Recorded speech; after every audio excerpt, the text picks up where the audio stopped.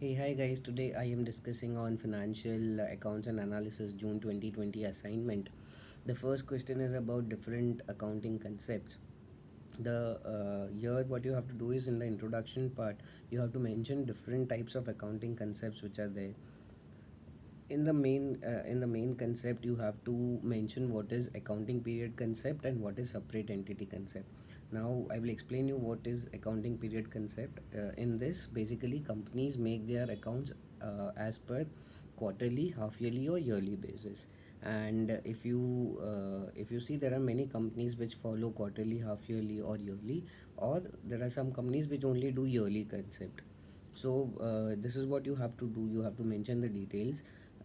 Moving to the second part is separate entity concept. Now this is basically making accounts for a person himself as well as the company which he owns. So if I am a person who's owning a company ABC Limited, so as per the accounting concept, I have to make accounts for myself as well as for the company. So this is separate entity concept. This is what you have to mention in the concept part of the question.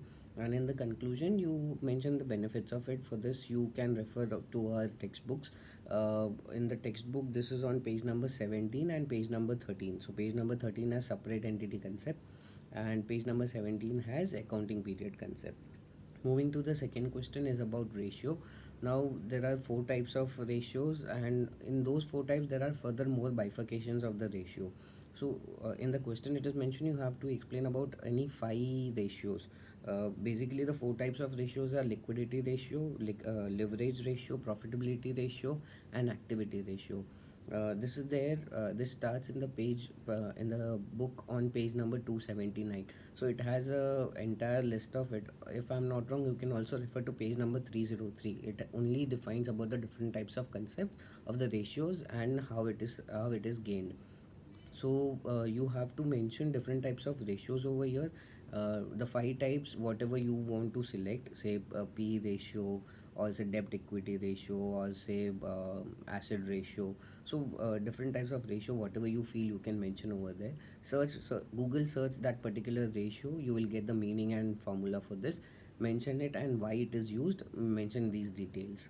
In the conclusion, how Mericom will utilize these ratios in order to make investments.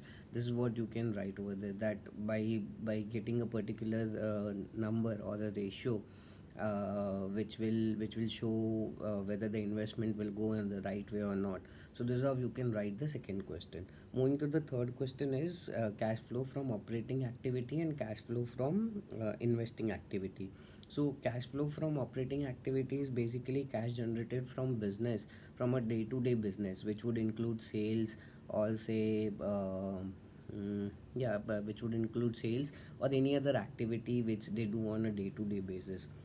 Now there are further more two types of operating activities, which is direct method and indirect method. This is there on page number 224. Now and the third B is investing activity. Now this is basically cash flow which is related to acquisition and disposal of an organization. So basically if I am acquiring a land or I am disposing a land, this becomes my investing activity. This is there on page number 227. Now in the table it has you have to bifurcate that which activity falls under which criteria, whether it is an operating activity or it is an investing activity. So for this there are specimen given in the textbook, which is in continuation of that page number 224 and 227. So you have to relate it over there and then answer it. If you still find that you are not able to do it, please contact me on my WhatsApp. I will give you the details. So this is how you can complete financial accounts.